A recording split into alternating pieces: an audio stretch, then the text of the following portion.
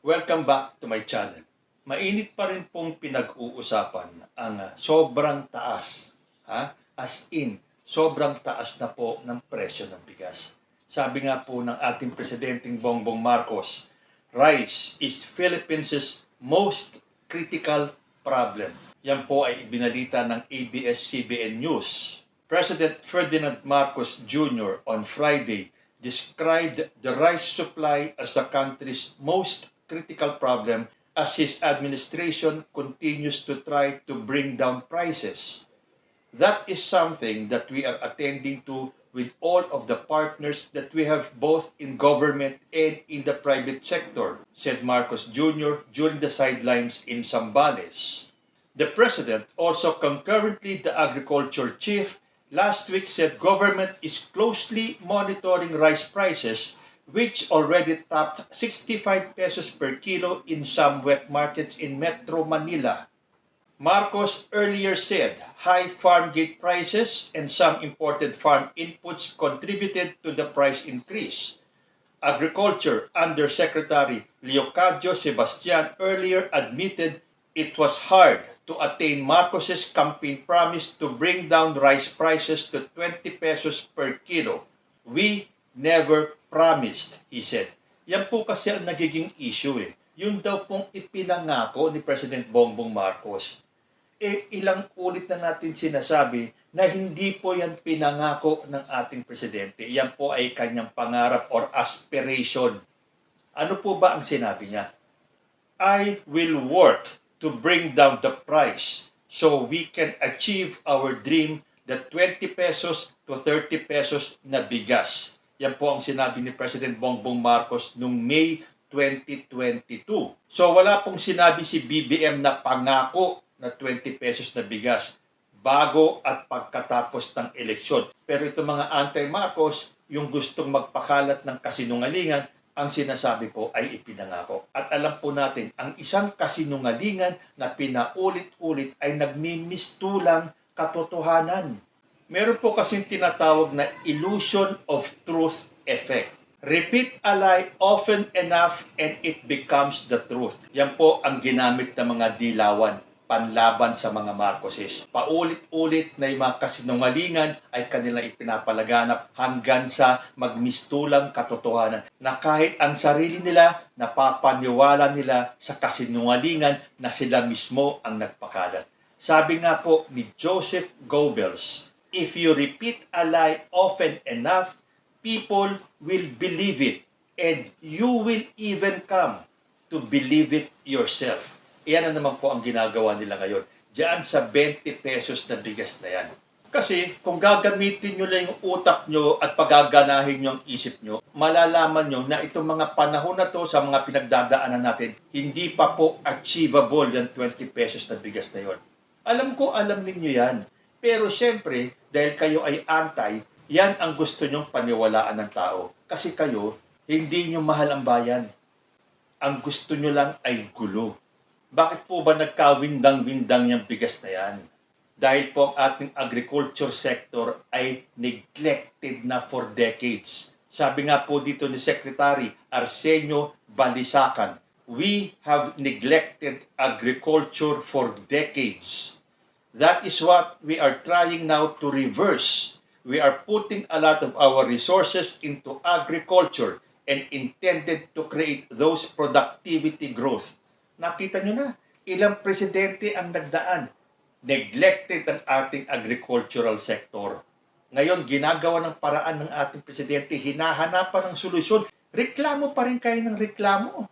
Anong gusto nyo? Pabayaan na lang? Huwag nang hanapan ng solusyon ang mga problema ng agriculture natin. Magpasalamat po tayo na meron tayong presidente ngayon na tinututukan ang mga problema sa agriculture sector. Hindi po madaling ma-resolve yan. Hindi po overnight mariresolve ang problema dyan. Pero ano ba ang mga ginagawang hakbang ng ating gobyerno? Ito po, nakita ko sa GMA News Online. 500 million pesos worth of rice found in 3 Bulacan warehouses. The Bureau of Customs closed and sealed 3 warehouses in Bulacan reportedly containing 500 million pesos worth of suspected smuggled rice products. together with some lawmakers. Customs personnel raided the storage facilities where at least 200,000 sacks of rice were found. Some of the bags of rice have been stored in the facility for about 3 months. Similar to hoarding, selling the supplies in the market will help lower rising food prices. The smuggled produce was also allegedly being repacked to make it look like local produce. So nakita niyo itong mga walang pusong mga hoarder na to. 3 buwan nang nakaimbak yung mga bigas na yon. Kung yan ay ibinenta sa merkado, makakatulong po yan sa pagbaba ng presyo ng bigas. Pero meron po talagang ganito mga ganid na mga businessman. Ito mga hoarders na to, na mga walang puso. Ang kanilang Diyos ay pera. Basta kumita sila ng malaki, wala silang pakialam kung ito ay makakaapekto sa bansa natin. Although, sinabi naman ng warehouse manager na si Rosemary De Jesus na kompleto naman kami sa papel. Wala po kaming tinatago. Lahat po yan may permit. So yan, makikita po natin kung totoo itong sinasabi ni Rosemary De Jesus dahil babantayin po natin yung investigasyon dito. Hindi lang po yan. The BOC is eyeing to inspect 20 other warehouses in Metro Manila and Central Luzon reported to contain thousands more bags of alleged smuggled rice. So sino nagsasabing walang ginagawa ang gobyerno? Sino magsasabing natutulog sa pansitan ng ating presidente? Most critical problem na nga po itong bigas natin ngayon.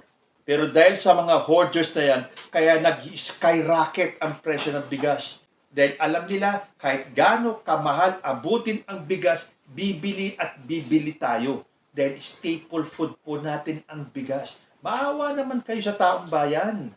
Ako naniniwala, ito mga gantong klaseng taong ito, mga kalaban yan ng ating gobyerno. Mga anti-BBM yan. Dahil po ang mga yan ay may pagmamahal sa kapwa at sa Pilipinas. Hindi nila gagawin ito. Tutulong at tutulong sila para maibsan ang malaking problema natin sa bigas. Pero dahil ang namamayani sa puso nila ay ganid or greed, wala silang pakialam. Dahil ang sinasanto nila ay pera. Pero tayo, okay lang na magreklamo tayo kung sobrang mahal ng bigas. Totoo naman eh. Pero wag na tayong dumagdag sa galit ng tao. Itigil niyo na yung sinasabing promise na yan na pinangako na 20 pesos na bigas. Dahil yan po ay aspiration, yan po ang hangarin, at yan po ang ginagawa ng ating presidente. Siya po ay gumagawa ng paraan, humahanap ng solusyon para po matapos ang hoarding na itong mga negosyanteng ito at magkaroon ng fulfillment yung kanyang aspiration na mapababa ang presyo ng bigas. Pero teka muna, reklamo tayo ng reklamo eh. Pakinggan nga natin ang sinasabi ng mga magsasaka. Nabasa ko po itong comment ng isang magsasaka. Panay sila reklamo. Kaming mga magsasaka nga na mas mahirap pa ang ginagawa para lang magkaroon ng bigas sa merkado at para may makain kayo ay mga tahimik lang. Ano kaya kung itago na lang din namin ang mga inani namin para tuluyan na kayong walang mabili? May point, hindi po ba? Sinabi naman ng ating Pangulong Bongbong na sooner or later mag-i-stabilize po ang presyo ng bigas. Bababa rin po yan. Lalo na at nabalitaan nga natin, bukod dito sa Bulacan warehouses na to, napakadami pang mga bodega ang kanilang i-inspeksyonin para malaman kung sila ay mga nag-hoard ng bigas. Pero alam nyo tayo mga Pilipino nakakatawa. Ito nga nababasa ko eh. Reklamo daw tayo ng reklamo. Pero magpunta kayo sa mga mall. Punong-puno. Ang daming tao sa mga mall natin. Sumilip kayo sa mga restaurants. Marami pa rin po ang nakaka-afford nun. Sasabihin ng iba, syempre may mga kaya yun. May pera sila eh. Mas tahimik po yung mga walang pera. Mas maiingay pa itong mga may pera naman na ang gusto lang ay guluhin ang mga isipan ng mga tao. So wag po tayong mawawalan ng tiwala sa ating presidente at sa kanyang gobyerno. Kumikilos po sila. Gumagawa po sila ng paraan para mahanapan ng solusyon itong most critical problem sa ngayon, ang pagtaas ng bigas. Sa ibang balita naman po tayo, nabalitaan nyo na ba itong gustong gawin ng grupo ni Franz Castro ng ACT Teachers, ang ipa-impeach si VP Sara? Dahil daw ito sa paggamit ng 125 million pesos na confidential fund. So ito po ay sinagot ng ating Vice President sa kanyang inilabas na statement. Sabi niya po rito, "The seething disdain overwhelming Franz Castro these days is hardly concealed, even by her capacity to string serious allegations against the office of the Vice President over the 2022 Confidential Fund. We welcome the probe she recommended for the Commission on Audit to do on the 2022 OVP-CF. But today, Ms. Castro doesn't deserve an explanation because she did not come to class prepared like a good teacher. All she did was widely and masterfully arrange some allegations against me and the OVP, which will all be answered once the probe is done and during the budget hearing. Meanwhile, I hope she finds gratification and great joy over the thought of my impeachment from office. Enjoy. Thank you." Galing po kay Sara Z. Duterte, Vice President of the Philippines and Secretary of the Department of Education. Yan po kasi ang mahilig gawin ng mga anti-BBM and anti-VP Sara. What they do is they widely and masterfully arrange allegations na paulit-ulit nila ang sinasabi para nga naman, tulad ng sinabi ko, alay kapag paulit-ulit ay parang nagiging katotohanan. Yan po ang style ng mga kalaban ng gobyerno. Gagawa ng mga issues, gagawa ng mga istorya. Hindi po ba kahit na sa social media, ganyan din ang ginagawa ng mga vloggers na anti-BBM, yung mga anti-government? Patuloy nilang pinapaulit-ulit ang isang kasinungalingan para ang kanilang mga followers ay maniwala. Kahit itong mga nagpapakalat ng kasinungalingan, kahit alam nilang kasinungalingan, napapaniwala nila ang sarili nila na yung kasinungalingan na pinapakalat nila ay siyang katotohanan. Pero ngayon, bakit parang bumaliktad si Franz Castro? Sabi dito sa headline ng Philstar Global, Vice President, Impeachment Premature, galing po sa ACT. It is premature to consider impeaching Vice President Sara Duterte for using 125 million pesos from the budget of her predecessor as confidential fund, a Makabayan Black lawmaker said yesterday, backpedaling from an earlier pronouncement that militant legislators were considering having her impeached for possible fund misuse. We must focus on the issue at hand. We must focus on facts first and ask for accountability.